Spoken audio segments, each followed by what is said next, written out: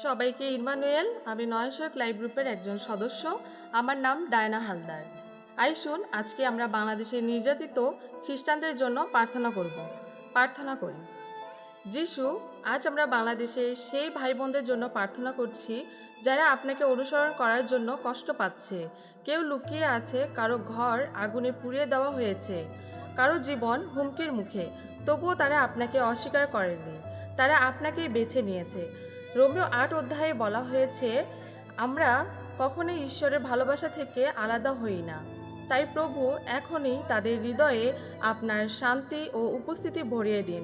তারা যেন জানে তারা আপনাকেই ভালোবাসে। আজ বাংলাদেশের সকল মণ্ডলী তাদের জন্য প্রার্থনা করছে। বিশেষ করে ইসলাম থেকে যিশুর কাছে ফিরে আসা বিশ্বাসীদেরকে রক্ষা করুন। আন্ডারগ্রাউন্ড মণ্ডলীগুলোকে শক্তিশালী করুন। ছোট ছোট বিশ্বাসের আগুনকে জাগরণ করুন।